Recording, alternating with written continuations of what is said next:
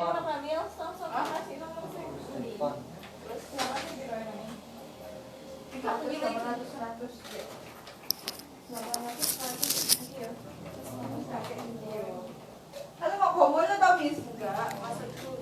good afternoon, ladies and gentlemen. I would like to say very welcome to our live chit chat with Flip English School. But before we start our live chit chat today, let me introduce myself before. My name is Disti Adiana, and people call me with Miss Didis. So you can call me Miss Didis or as you like as your host today. How are you guys? I hope you always in the good and in the well situation. Dan tidak lupa sebelum live chit chat ini kita mulai, saya selalu ingin mengingatkan kepada flipper semua dimanapun teman-teman berada, baik yang lagi work from home, baik yang lagi tetap berangkat ke kantor untuk bekerja, atau yang lagi sibuk Zoom meeting, atau yang lagi ngikutin kelas online, untuk selalu dan senantiasa mematuhi protokol kesehatan yang telah dicanangkan oleh pemerintah. Karena Disti pikir di tahun 2021 ini sudah cukup lama kita dikuasai oleh virus ini. So we well. Jadi sebelum kita memulai live chat hari ini juga, Disti mau menginformasikan sedikit tentang profil Flip English School itu sendiri. Jadi Flip English School ini merupakan salah satu lembaga kursus bahasa Inggris yang berlokasi di Pare, Kediri, yang mempunyai berbagai macam program, dimulai dari kelas Basic English atau Fundamental English yang bisa diikuti oleh teman-teman yang mungkin belum memiliki basic kuat dalam capability to speaking English. Nah, kedua kita juga punya program TOEFL dan juga IELTS. Nah, ini kabar bahagia untuk Flipper semua di rumah kalau Flip English School ada dua program baru untuk teman-teman semuanya, yaitu beasiswa kursus bahasa Inggris. Ini diperuntukkan untuk 20 orang dengan kriteria tertentu yang bisa nanti langsung di cross check di official Instagram kita di Flip English Pare. Baik teman-teman, adapun tema live chat hari ini yaitu tentang pentingnya persiapan mental untuk scholarship hunter. Nah, kita akan membahas bagaimana sih pentingnya persiapan mental dan juga persiapan yang mungkin bisa teman-teman gali ya, dengan speakers kita hari ini bersama Mr. Widi Dwi Noviadi, yaitu seorang awardee scholarship of National Chiayi University of Taiwan dengan gelar Master Student of Bioagricultural Science. Nah, sebelum kita menunggu Mr. Widi bergabung dengan kita pada sore hari ini, untuk flipper semua yang mungkin punya pertanyaan seputar tentang persiapan beasiswa dan lain sebagainya, atau mungkin tentang persiapan tes IELTS, tes TOEFL, bisa langsung tulis pertanyaannya di kolom komentar. Insya Allah nanti setelah Mr. Widi bergabung, kita bisa jawab bareng-bareng.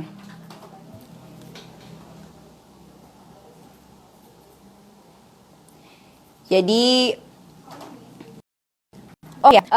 selain daripada itu, Flip English School ini juga tidak hanya menyediakan fasilitas offline saja, tapi teman-teman yang sekiranya tidak ada waktu untuk mengikuti kelas offline atau mengikuti camp English bersama kita, bisa juga ikut program kita di kelas online karena kita juga memiliki fasilitas untuk tersebut.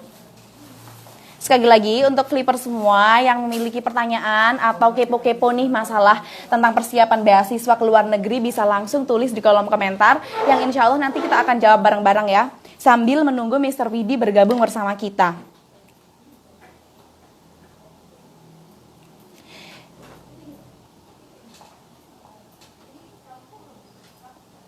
Adapun alasan kenapa Flip English School hari ini tuh mengambil tema tentang pentingnya persiapan mental bagi para scholarship hunter, karena kita tahu kan akhir-akhir ini banyak sekali input yang membuat generasi atau remaja seusia kita. Nah, sudah bergabung bersama kita semua di sini Mr. Widi.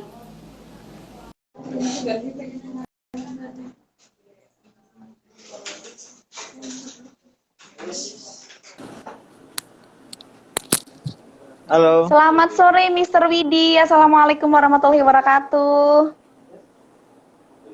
Ya, selamat Can you sore. hear me? Halo. Ya, selamat sore Mr. Widi. Selamat bergabung di live chit chat with Flip English School.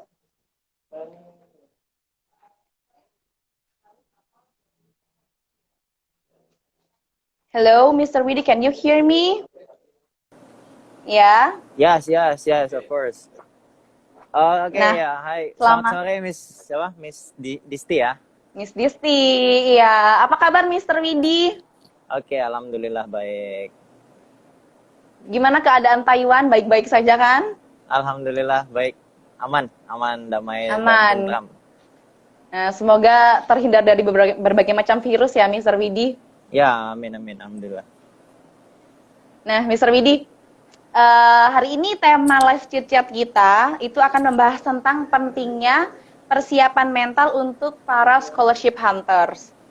Nah, adapun alasan kenapa Flip hari ini mengambil tema tersebut karena kita tahu akhir-akhir ini banyak sekali input-input yang datang dari berbagai macam arah yang membuat generasi muda kita, terutama para remaja yang ingin berjuang mendapatkan beasiswa itu cenderung memiliki banyak gangguan pikiran seperti insecurity, seperti overthinking dan lain sebagainya. Nah, menurut Mr. Widi yang berpengalaman dalam perjuangannya mencari beasiswa, gimana nih terkait dengan persiapan mental terkait dengan ini mencari scholarship terutama di luar negeri? Ya, baik. Terima kasih, Miss Disti ya. Tadi sebelumnya belum kenalan gitu ya. Mas Andi, tanya Mas Andi. Ya, sebelumnya kenalan dulu ya, nama saya Widi ya. Tadi mungkin udah dikenalin sama Miss Disti ya. Ya, Ya, nggak apa-apa, Mr. Widi. Oke, iya. Silakan. Terima kasih Miss Disti dan teman-teman di Flip English Pare. Ya, tadi langsung saya ngomongin ke persiapan mental ya. Saya sebenarnya dulu itu sebelum ke Taiwan, ya tentunya saya belajar dulu bahasa Inggris ya kan. Saya dulu belajar bahasa Inggris di kampung Inggris, ya kurang lebih saya dulu menghabiskan waktu untuk belajar itu kurang lebih 5 bulan. Dan kemudian saya bergabung di Flip English. Ya, total itu kurang lebih 9 bulan di Pare. Dan betul ya, mental itu sangat mempengaruhi kita untuk mencapai visi dan misi dan tentunya mimpi kita. Kenapa? Karena jujur, ini yang pernah saya alami, ya mental kita itu sangat diuji ketika kita nggak bisa bahasa Inggris, kemudian ketika kita bingung mau kemana, kuliah kita tujuannya kemana, kita kerja juga belum tahu kerja di mana gitu kan. Nah, ini mental yang harus kita bangun sebenarnya. Adalah tekad kuat. Ya, tekad kuat. Ketika kita punya tekad, ketika kita punya catatan-catatan mimpi, ya itu pelan-pelan kita untuk berusaha untuk mencapainya. Ya. Dan yang jelas sih mental itu nggak bisa instan. Artinya mental itu butuh dibentuk ya, butuh dibentuk karena ketika mental itu terbentur dan akhirnya dia akan membentuk dengan sendirinya. Ya, seperti itu. Itu sih. Kalau berarti persiapan mental itu perlu untuk ditempa ya, Mr. Widi, hingga Mr. Widi menjadi Mr. Widi yang sekarang. Bisa nggak Mr. Widi ceritain ke Flipper dan juga Disti di sini perjalanan Mr. Widi sampai akhirnya terbang dan juga tinggal di Taiwan seperti sekarang ini? Mulai dari persiapan, mulai dari 9 bulan di Pare, kemudian bagaimana proses apply scholarship tersebut, bisa nggak diceritain ke kita semua? Ya, awalnya tuh gimana gitu, Mr. Widi? Awalnya setelah lulus kuliah itu kan saya bingung sebenarnya mau kerja kah atau mau kuliah. Tapi memang saya dari semasa kuliah, apalagi di tingkat akhir gitu kan, S1 di tingkat akhir waktu masa-masa penelitian, skripsi gitu kan, itu saya memang sudah punya mimpi, saya harus bisa melanjutkan ke jenjang yang lebih tinggi, S2, dan bahkan saya punya mimpi langsung S3 gitu kan. Nah, ketika mau lulus, ya, itu kan pasti rata-rata galau ya, fresh graduate itu pasti galau. Nah, perjalanan yang saya tempuh ketika saya mau lulus itu adalah saya belajar bahasa Inggris tentunya. Kenapa? Karena saya merasa dan saya mengakui kapasitas dan kapabilitas saya tentang bahasa Inggris saya yang sangat minim. Ya, jujur saya nggak terlalu bagus di dalam bahasa Inggris waktu kuliah, itu kan waktu S1. Dan saya juga sudah pernah coba untuk apply, ya, untuk dulu ada namanya 2019 tuh lagi musim-musim PMDSU kan, program Magister Sarjana Dokter Unggulan lah, apa? Saya lupa singkatannya, pokoknya itu fast track S2 S3 tapi di dalam negeri itu kan. Aduh, saya mau coba daftar itu pertama. Kemudian yang kedua, saya coba daftar LPDP dalam negeri. Nah, kedua-duanya saya bisa dikatakan gagal. Kenapa? Karena lagi-lagi ke masalah English proficiency-nya. Saya belum punya. Dan kalaupun punya, saya masih skor TOEFL-nya masih di bawah, gitu, masih di bawah standar. Ya kita tahu standar Indonesia kan 500 gitu kan. 500 masih standar di bawah. Dan ketika syarat satu itu apa nggak bisa memenuhi, ya udah akhirnya saya mengalihkan diri saya untuk saya fokus dulu deh bahasa Inggris saya, perbaiki dulu deh itu. Gimana caranya saya supaya bisa dapat sertifikat TOEFL atau sertifikat lainnya kayak IELTS gitu kan. Nah, akhirnya saya ketika sudah lulus saya pergi ke kampung Inggris, dan saya awalnya ke kampung Inggris itu sebenarnya bukan ke TOEFL, saya belajar IELTS ya. Belajar IELTS kurang lebih 1-2 bulan lah. 1-2 bulan belajar IELTS, dan di sana ketika saya belajar IELTS saya benar-benar apa ya, kayak ditempa mental saya. Dan itu kan IELTS itu kan tes yang ini ya, yang lebih komprehensif ya ketimbang TOEFL ya. Dan itu Benar. tesnya wah luar biasa banyak sekali dan sangat sulit lah gitu kan. Akhirnya saya merasa saya IELTS tuh masih kurang gitu kan. Maksudnya udahlah, saya turunin dulu dah. Saya mau belajar basic dulu. Akhirnya dari IELTS saya turunin dulu basic dulu. Saya belajar mantapin dulu basicnya, kemudian speaking, kemudian belajar lainnya, writing dan lain-lain gitu kan. Nah, setelah itu baru ke TOEFL.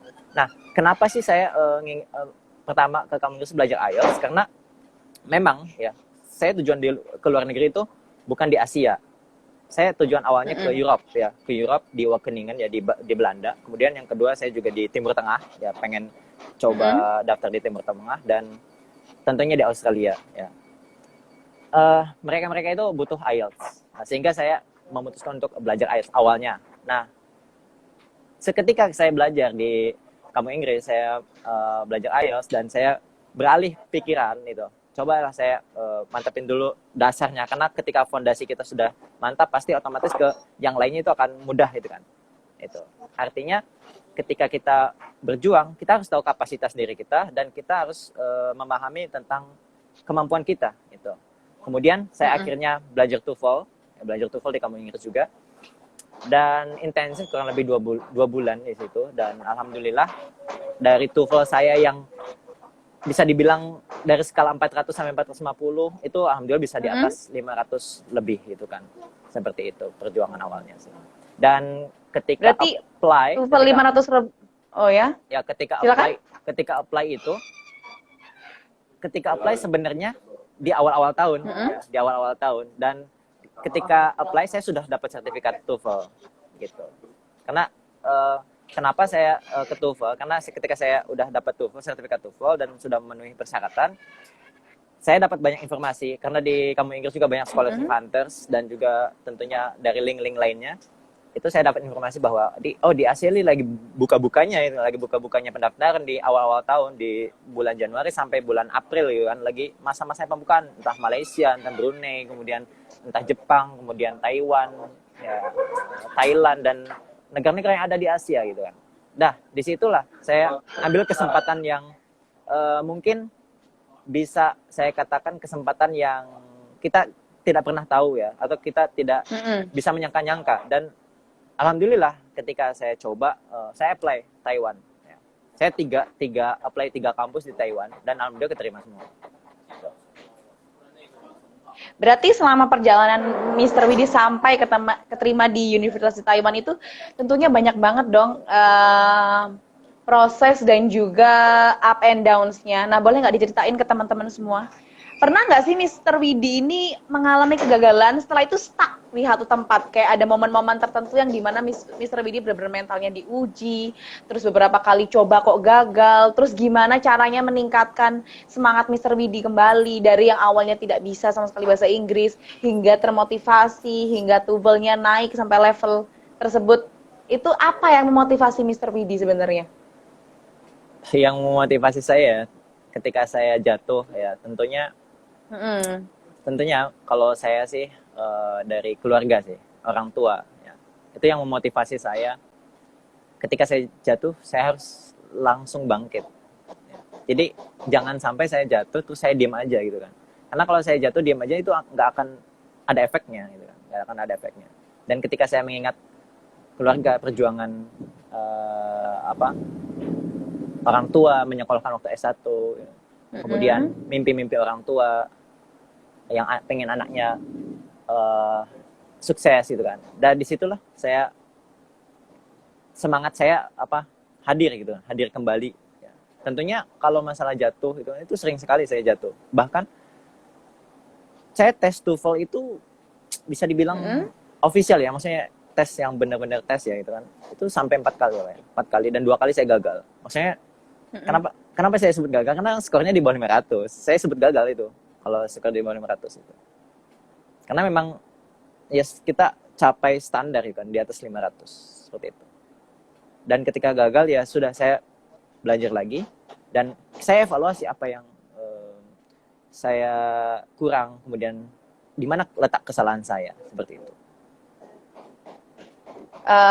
Setelah itu bisa nggak ceritain ke Flipper semua gimana perasaan Mr. Widi ketika membaca pengumuman kalau Mr. Widi ini keterima beasiswa di Taiwan? Perasaannya tuh gimana? Terus respon keluarga gimana setelah perjuangan yang begitu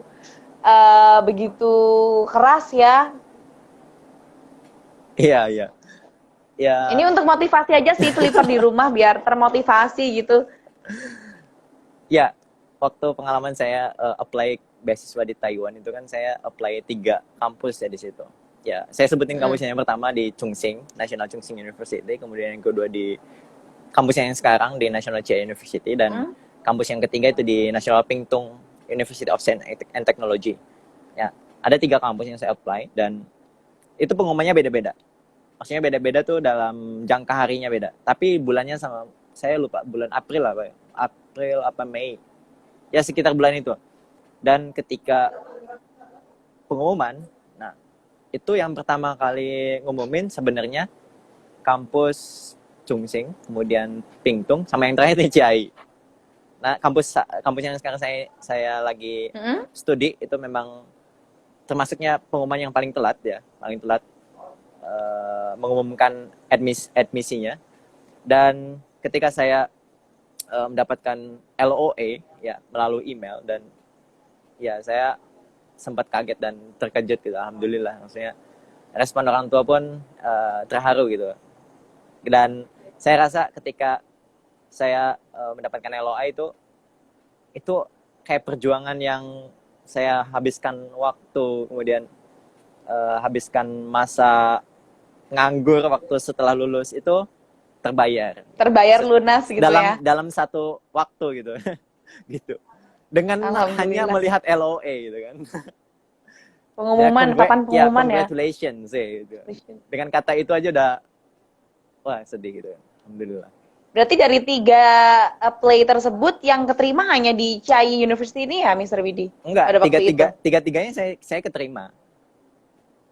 Wah, berarti ada dilema dong ketika Iya. Gimana tuh Mr. Widi? Gimana pas waktu mengalami dilema itu, gimana akhirnya memutuskan untuk mengambil di Chiayi University ini, gimana ceritanya? Ini banyak kan pasti teman-teman kan yang ngambil SNMPTN, SBMPTN, kemudian keterimanya bareng, akhirnya bingung nih mau ngambil yang mana nih, pasti gitu kan? Itu gimana pertimbangannya Mr. Widi? Iya, pertimbangannya sih kalau saya ya, dilemanya memang semua kampus di Taiwan tuh bagus ya, meskipun bisa kita lihat dari ranking, tapi ranking di sini tuh nggak terlalu sesuatu yang sangat ditonjolkan gitu. Ya mungkin beda kalau di Indonesia kan lebih gengsi-gengsian. Oh ini PTN, ini lu PTS gitu kan. Di sini kalau di Taiwan nggak, semua kampus tuh kayak punya level yang sama dan punya spesifikasi yang beda gitu kan. Dan nggak bisa kita, oh ini di sini kampusnya bagus banget, nggak bisa gitu karena di sini semua pendidikan, kualitas pendidikan itu sama. Nah, jadi ketiga kampus itu betul-betul kampus yang ya menurut saya buat agriculture itu bagus ya, karena basic saya kan di agriculture.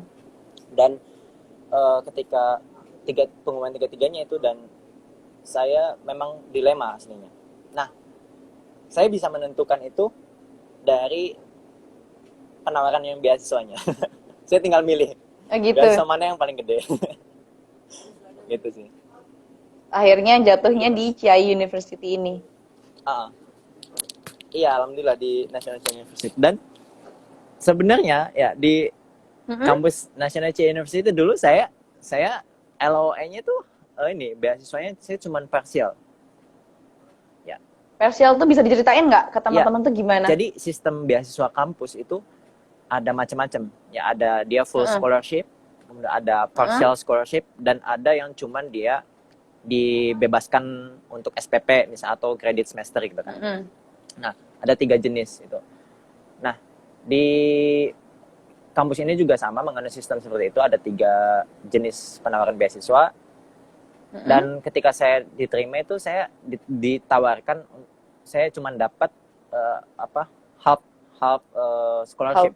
Ya, jadi nggak penuh, jadi nggak dapat uang bulanan. Dan itu saya merasa berat gitu. Dan alhamdulillah saya dibantu sama profesor saya untuk di apa namanya itu, di profesor kayak, dari Chiayi atau dari Chiayi, maksudnya dari kampus ini. Dari karena kampus. Saya sebelumnya udah kontak-kontak sama profesor yang ada di sini.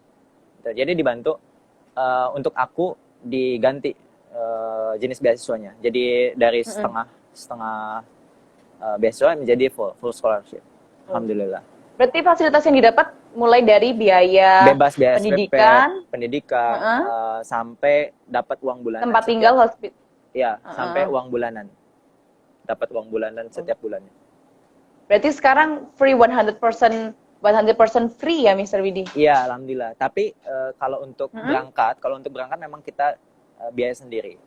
Untuk dari tiket penerbangan dan lain sebagainya. Visa, tiket penerbangan itu sendiri. Tapi kalau udah hidup di sini kita ditanggung. Oh gitu. Gimana nih Mr. Widi, kehidupan di Taiwan? Apakah ada pengalaman-pengalaman menarik yang bisa diceritain nih? Apa ada culture shock nggak sih Mr. Widi dari Indonesia, berkuliah di Indonesia, terus kemudian ke luar negeri, ada nggak gap kebudayaan yang Mr. Widi alami gitu? Kalau kebudayaan sih mungkin nggak ini ya, nggak terlalu mencolok ya. Mungkin karena di Indonesia kan mungkin kita sudah terbiasa dengan budaya Chinese juga. Cuman mungkin dari bahasa aja sih, bahasa. Karena bahasa di sini kan bahasa Chinese tradisional ya, Chongwon ya. Itu lebih complicated ya untuk memahami, untuk mempelajarinya. Dan itu yang pertama, bahasa. Kemudian yang kedua adalah mungkin musim atau iklim lah ya. Musim, karena di sini kita menganut 4 musim ya. Ada winter, spring, summer, sama fall gitu kan. Ya itu perbedaan itulah yang bikin kaget sebenarnya, Itu yang kedua. Kemudian yang ketiga mungkin masalah makanan sih. Makanan di sini nggak semuanya orang Taiwan tuh suka pedas. Nggak suka pedas. Oh gitu. Nggak suka pedas, dan di sini banyak yang suka bawang gitu. Itu mungkin dari makanannya, iklim sama bahasa. Itu yang bikin culture shock. Bahasa. Dan alhamdulillah tapi kalau untuk warga negara Indonesia sih di sini di Taiwan itu termasuk WNI-nya banyak ya. Jadi ya kami di sini banyak berarti keluarga. Berarti ada komunitas gitu. Banyak sekali. Gitu. Baik komunitas pelajar maupun komunitas para pekerja migran Indonesia. Oh, jadi dapat keluarga baru di sana ya, Mr. Widi? Iya. Tapi kalau in daily komunikasi menggunakan bahasa apa? Inggris kah atau bahasa Mandarin? Iya, kalau daily life sih aku gunakan English ya. English untuk ngomong sama Chinese, atau untuk bukan Chinese, Taiwanese ya. Untuk ngomong sama anak Taiwanese gitu kan. Dan kalau untuk sama Indonesia mungkin Indonesia juga. Kan di sini banyak warga Indonesia. Saya di jalan aja suka ketemu orang Indonesia gitu. Oh gitu. Kalau berarti bahasa Chinese atau Taiwanese-nya itu sendiri ada nggak? Masuk nggak dalam salah satu mata kuliah Mr. Widi yang wajib gitu ditempuh Oke, atau apakah ini yang perlu dia diketahui bagi teman-teman yang mau masuk ke Taiwan ya. Jadi jangan iya ya khawatir. benar. Ini Ya, informasi yang penting ya. iya, jangan khawatir teman-teman. Saya takut kuliah di Taiwan, saya takut kuliah di negara yang bukan native English ya. Saya takut sama bahasanya. Ya benar. Jangan takut karena di sini itu sama kayak Indonesia. Ya, English is not native language gitu ya. Bukan bahasa utamanya, tapi dia jadi second language, bahasa yang kedua. Dan mayoritas untuk di Taiwan itu Taiwanese-nya itu bisa untuk berbahasa Inggris. Jadi jangan khawatir. Bahkan saya potong rambut aja di barbershop ya, itu bisa bahasa Inggris beliau.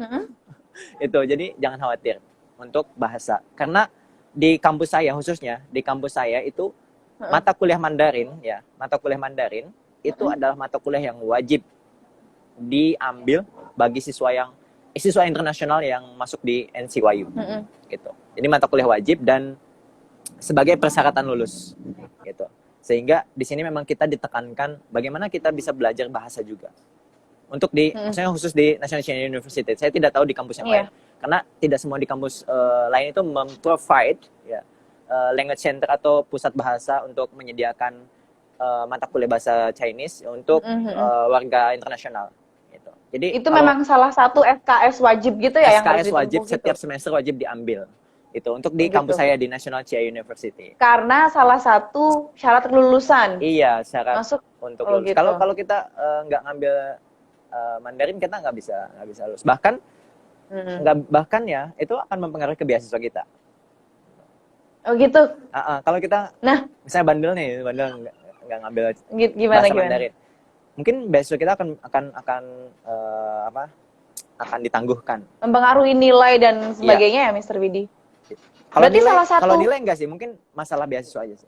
Penangguhan. Itu memang sudah sudah jadi protokol atau kebijakan dari pihak kampus gitu. Iya, tapi sekali lagi jangan khawatir karena di sini bagi yang teman-teman belum bisa Mandarin nanti diajarin dari dasar, mungkin dari alfabet dan lain-lain gitu. Jadi jangan khawatir.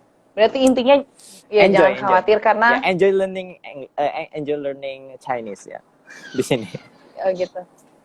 Kalau sekarang nih kehidupan Mr. Widi apalagi di tengah pandemi ini ya gimana kehidupan college Mr. Widi? College life-nya tuh gimana? Apakah kuliahnya ditempuh offline atau daring melalui Zoom nih Mr. Widi? Kan sekarang kan lagi pandemi kan?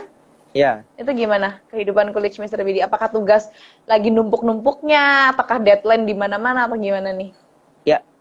Ya kebetulan di Taiwan ini lagi winter vacation ya. Jadi lagi musim liburan semester. Dan minggu ini itu adalah Chinese New Year ya. Atau di Indonesia namanya Imlek apa ya? Imlek iya. Kalau di sini berapa ya? Kalau di sini seminggu itu Chinese New Year. Jadi lagi benar-benar holiday. Holiday, benar-benar liburan. Jadi Taiwanese pada liburan dan kita di sini sudah kondisinya normal. Jadi tidak seperti kita ketahui mungkin di Indonesia masih ribut masalah COVID gitu kan. Di sini memang kita concern di COVID gitu, penanganan COVID concern sangat-sangat ketat sekali. Cuman kondisinya sudah membaik, alhamdulillah. Karena mungkin Taiwan itu salah satu negara yang menangani COVID ya lebih awal ketimbang negara-negara lain. Karena Taiwan sama China kan itu deketan dan pertama kali yang menutup border warga negara asing masuk ke Taiwan itu di bulan Januari atau Februari itu Taiwan. Ya, jadi Taiwan itu menutup dan mengantisipasi dan menangani COVID itu lebih. Berarti penanganannya dilakukan lebih awal ya? Iya, sehingga tidak berkepanjangan. Iya, tidak seperti berkepanjangan. Iya, cuman di sini masih tetap sih kita gunakan kayak di Indonesia ya 3M ya, masker, kemudian sama menjaga jarak itu masih kita terapkan seperti itu. Dan itu sudah menjadi habit sebenarnya. Sudah menjadi habit orang Taiwanese.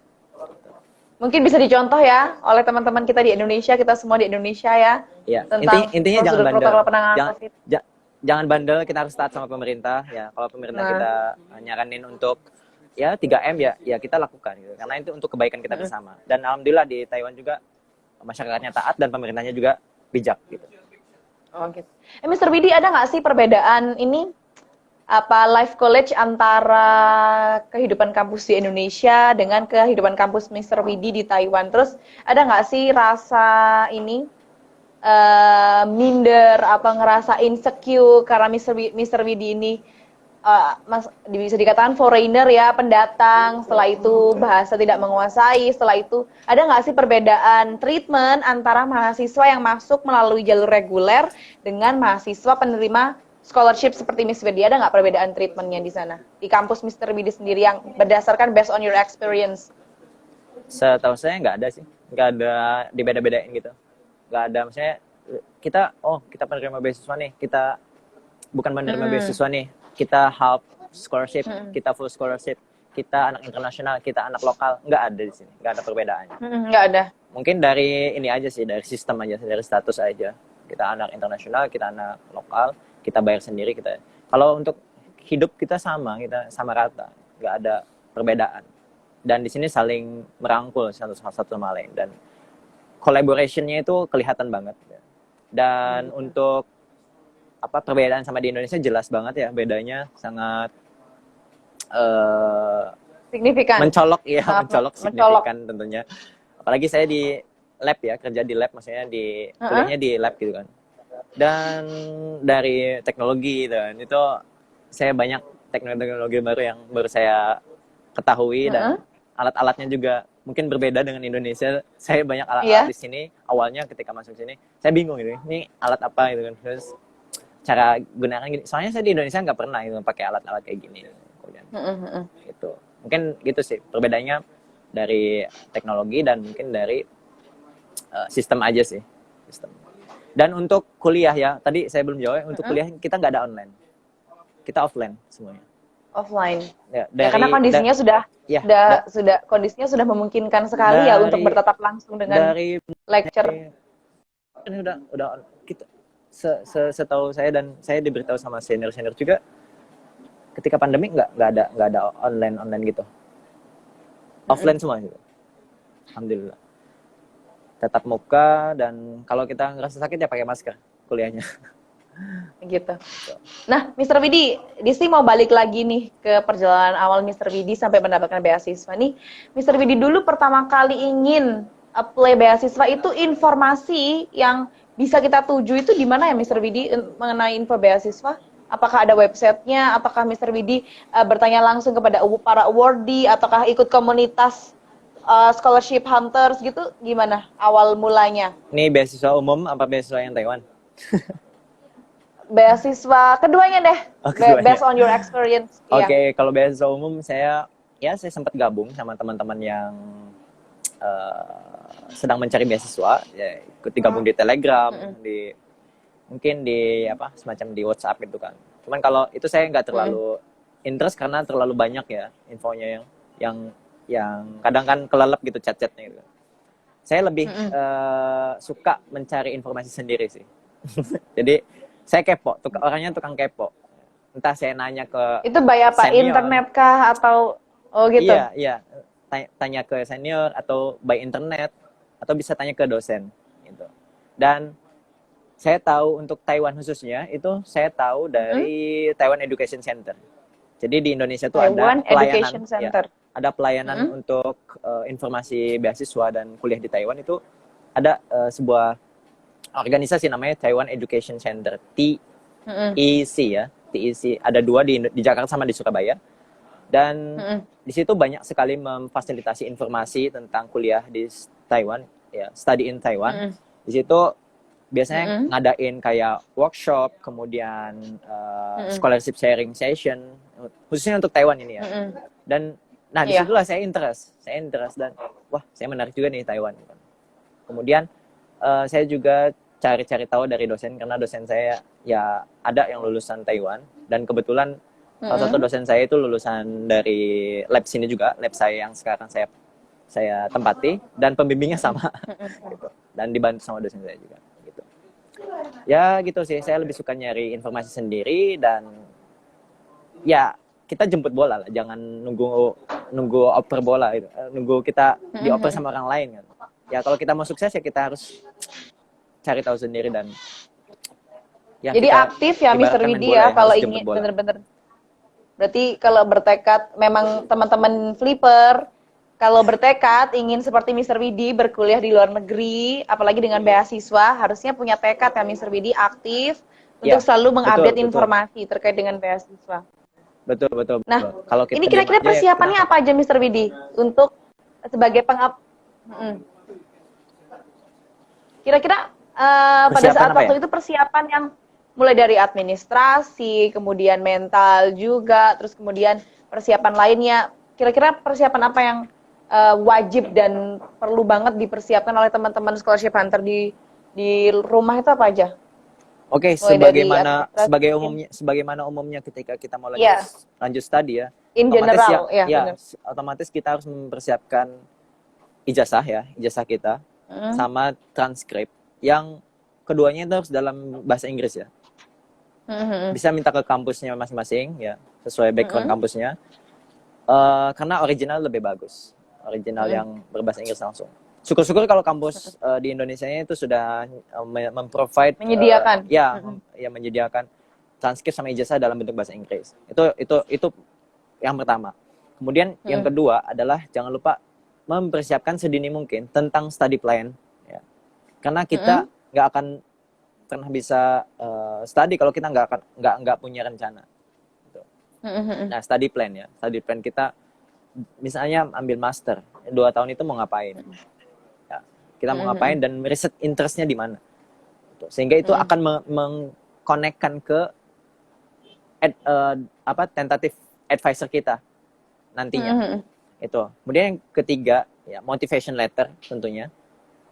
Kemudian yang keempat CV ya CV.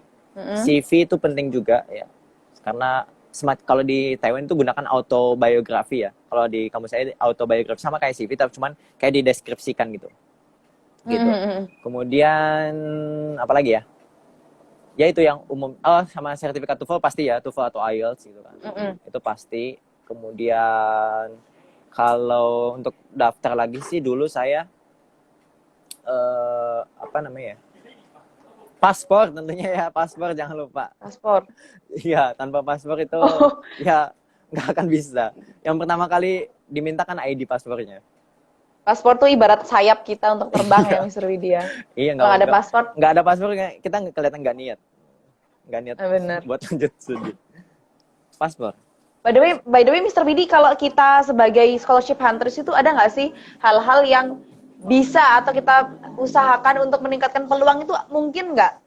Mungkin dari apakah kita harus stabil di nilai rapor kah? Atau kita harus perbanyak aktif di non-akademik kah? Atau apa nih yang kira-kira membuat kita terlihat stand out gitu di antara pelamar beasiswa lainnya?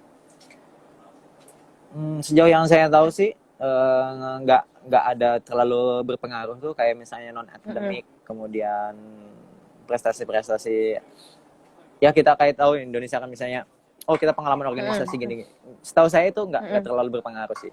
Yang berpengaruh itu sesuai dengan requirement utama di kampusnya tersebut. Contoh misalnya di kampus saya itu IPK ya, IPK itu kan mengklasifikasikan syarat untuk diterima itu kan. Contoh minimal 3,25 misalnya gitu. IPK tentunya. Kemudian yang kedua paling English proficiency sih, ada minimum requirement-nya. Dan ya for your information ya, di National Chair University itu salah satu kampus yang TOEFL requirement itu rendah ya, 457 kalau nggak salah. Minimal 457. Tapi semakin skor kita tinggi semakin bagus ya. Semakin dipertimbangkan. Ya, gitu. Berarti peluangnya semakin tinggi gitu ya kalau kita persiapan apalagi. Iya, itu sih. Berarti track record IPK, setelah itu capability to English itu jadi salah satu nilai pertimbangan yang menjadi nilai plus ya bagi para pelamar beasiswa. Iya, betul. Nilai plus. Dan mungkin bagusnya study plan kita juga, study plan sama motivation letter kita. Dan jangan lupa sih, saya sarankan kepada scholarship hunters kalau mau lanjut studi di luar negeri itu, coba usahakan kita tentukan dulu departemen yang mau kita tuju. Ya. Misalnya kita saya di bidang agriculture nih, saya S2-nya mau ngapain? Saya mau pindah ke minor kah atau mau tetap di mayor kah? Contohnya kalau di minor kan dari agriculture science ya, saya pindah ke manajemen lah, ke ekonomi. Itu kan pindah ke minor ya. Tapi kalau ke mayor itu kan tetap related ya, S1 S2. Nah, saya mau ke mayor nih. Ya udah, saya lanjut ke agriculture lagi di bidang pertanian. Nah, ketika saya sudah menentukan, oh saya mau lanjut S2 di pertanian, cari tuh jurusan pertanian kan banyak, S2 itu spesifik. Ya, S2 spesifik banyak, ada mungkin ilmu tanah dan lain-lain gitu kan. Nah, di situ kita cari departemen yang kita cocok sesuai dengan kampus yang menyediakan prodi atau departemen itu. Kemudian setelah itu kita cari advisor. Ya, kita cari advisor dan mulai dari sekarang atau sebelum si beasiswa itu dibuka, cobalah ngerayu-rayu dosennya itu. Ngerayu dosen itu, ngerayu advisor yang bakal kita tuju. Dan insya Allah itu akan mendukung sekali dan membantu teman-teman untuk dimudahkan dalam pembuatan ini ya. Enggak, dalam inilah apa penyeleksian nanti untuk beasiswa gitu, beasiswa.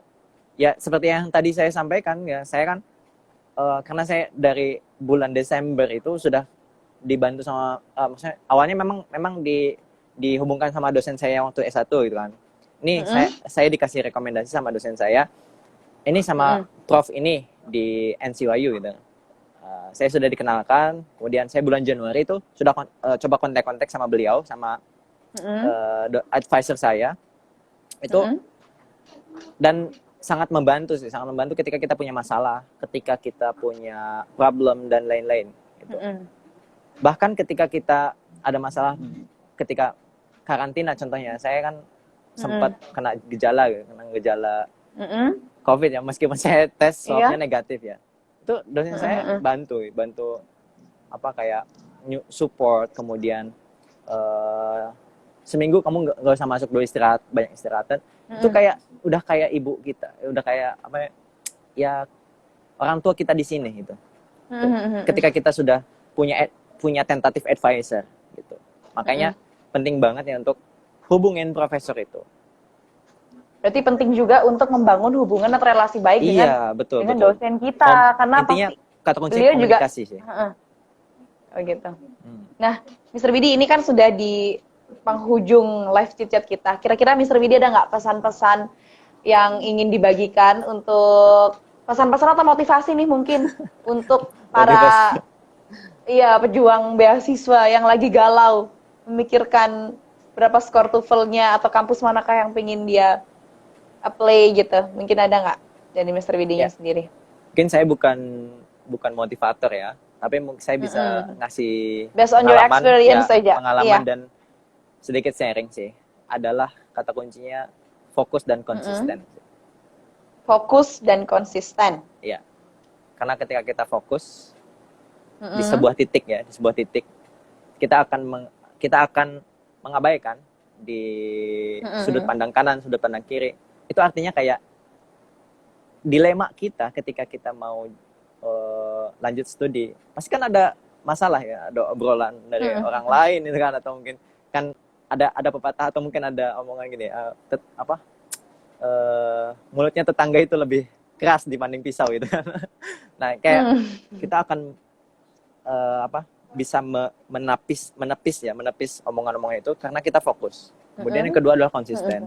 Ketika kita punya sebuah target, sebuah mimpi, tentunya kita harus berada pada satu jalan yang kita tempuh untuk konsisten seperti itu. Dan ketika kita konsisten akan kita temu jalannya seperti itu. Dan jangan lupa terakhir sih, banyak berdoa. Banyak berdoa. Nah, itu mungkin bisa di-note ya sama flippers di rumah, fokus, konsisten, dan jangan lupa berdoa. Itu ya kunci kesuksesan dari Mr. Bidi. Iya, kalau kita cuma ngandelin nalar kita tanpa mengandalkan keajaiban yang di atas, ya kita nggak akan bisa. Nah, benar. Mr. Bidi, sebelum kita tutup pembicaraan kita hari ini, kita ditulis di kolom komentar nih dari Mr. Octario 62 katanya, Mister, dulu Mister Widi pakai TOEFL atau IELTS nih yang digunakan untuk mendaftarkan beasiswa? Ya, saya pakai TOEFL ITP ya. TOEFL ITP, bisa dijelasin nggak Mister itu gimana?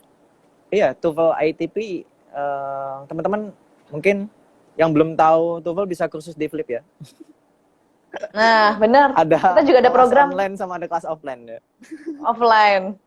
Mister Widi alumni Flip juga kan, by the way? Iya, saya dulu belajar sama Mr. Akbar, belajar writing IELTS. Berarti dulu, nah ini udah dijawab ya pertanyaan dari Iya. Mr. Octario. Kalau yang belum tahu TOEFL itu apa, IELTS itu apa, silakan hubungi Flip English, dan ya di situ akan banyak informasi, dan tentunya kita akan banyak belajar. Belajar bareng. Jadi sebelum tes kita usahakan untuk belajar dulu, mantapkan. Karena kita percuma, akan percuma kalau kita belum tahu tes TOEFL kayak gimana, terus kita coba-coba tes TOEFL, ternyata skornya kita jauh banget dari apa yang diharapkan. Itu pasti akan bikin down banget dan susah banget. Iya, pengaruh di mental. Mentalnya itu akan, ya tahu sendiri lah, mental akan sangat mudah dikalahkan dengan yang seperti itu. Jangan lupa untuk belajar TOEFL. Ini pertanyaan selanjutnya dari Miss ya, nggak tahu, Mister, ada nggak batasan umur atau berapa batasan umur untuk seorang pelamar beasiswa? Kalau umumnya untuk S2 itu, kalau saya tidak salah ya, kalau saya salah mungkin nanti dikoreksi ya, mungkin batasnya 35 tahun apa ya, untuk S3 itu 40, kalau nggak salah. Ya, kalau nggak salah. 30 tahun ya Mister ya, batasan 35 apa ya? 35 tahun. Untuk S2 ya. Berarti ini teman-teman yang under 35 tahun masih ada kesempatan nih. Berarti belajar TOEFL dulu, IELTS dulu. Nah, bisa masih punya kesempatan panjang ya, Mister. Iya, teman saya juga ada, beliau umurnya 28 tahun mau ke 29. Beliau maba sama kayak saya. Beliau dapat beasiswa ICDF ya. Beasiswa ICDF tuh salah satu beasiswa yang worth it banget. Beasiswa dari pemerintah Taiwan. Kalau saya kan beasiswa dari kampus, ya, kampus National China University, tapi kalau teman saya itu dari ICDF. Nah, itu beliau umurnya udah 28, tapi jadi award di ICDF. Ya, cek aja nanti di Google ICDF Taiwan. ICDF Taiwan. Karena Taiwan tuh banyak penawaran beasiswa, selain beasiswa kampus itu ada dari pemerintah juga, ada ICDF, ada MOI, kemudian ada MOFA, kemudian ada, saya lupa satu lagi tuh apa ya, dari Kementerian Luar Negeri. Ada. Ini last question untuk Mr. Widi dari Mr. Taufikur Rahman. Mister, dulu berapa banyak beasiswa yang didaftarkan oleh Mister? Tadi udah dijawab ya sebenarnya Mister, tapi boleh diulang deh Mister, berapa banyak nih? Kalau Taiwan saya apply 3. Kemudian saya pernah apply di Timur Tengah tuh di Saudi. Saya di Saudi apply 2 di King Abdul Aziz sama di King Saud. Kemudian saya juga pernah apply di apa ya namanya, di Jepang. Tapi di Jepang itu iya telat, saya di Jepang telat. Kemudian sama di Indonesia, saya di Indonesia ngejar LPDP dulu di UGM. Seperti itu. Oh, sempat ngejar LPDP dulu ya Mister? Iya LPDP saya sempat ngejar karena pandemi ya. Kemudian pandemi kan, jadi LPDP nggak ada suaranya gitu. Jadi ya sudah, saya fokus yang ada di luar negeri aja. Hilang ditelan COVID. Ditelan COVID. Baik Mister, itu tadi pertanyaan-pertanyaan yang mungkin banyak diajukan oleh teman-teman di rumah. Saya Distia Diana ingin mengucapkan terima kasih banyak untuk ilmu yang udah di-sharing sama Mister Widi. Terima kasih banyak Mister Widi. Oke, mungkin ini satu lagi, kalau bagi teman-teman, bagi teman-teman yang mau kepoin lanjut di studi di Taiwan, bisa cek aja di studyintaiwan.org. Ya, itu di websitenya studyintaiwan.org, atau bisa konekin ke Taiwan Education Center. Itu ada Instagramnya juga. Taiwan Education Center. Ya, namanya TEC Indonesia atau TEC in Surabaya. Itu ada 2. Kemudian yang ketiga, bisa teman-teman follow kampus-kampus PPI kampus yang ada di Taiwan, atau bisa cek di PPI Taiwan gitu. Kalau mau lanjut studi di Taiwan, itu banyak sekali informasi yang bakal di-provide di situ. Itu sih, udah.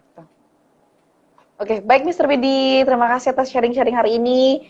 Semoga Mr. Widi selalu sehat ya di sana, Mr. Widi. Ya, sehat-sehat juga di Indonesia, ya jaga kesehatan di sana. Ya. Mudah-mudahan pandeminya segera berakhir dan saya segera bisa kembali berlalu. pulang dengan bisa kembali pulang dengan aman, Indonesia dengan aman.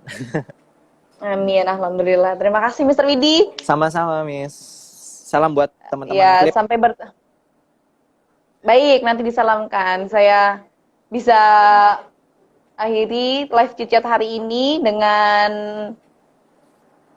bacaan alhamdulillah ya mungkin, dan semoga ilmu-ilmu yang di-sharing sama Mr. Widi bisa bermanfaat untuk teman-teman flippers di rumah.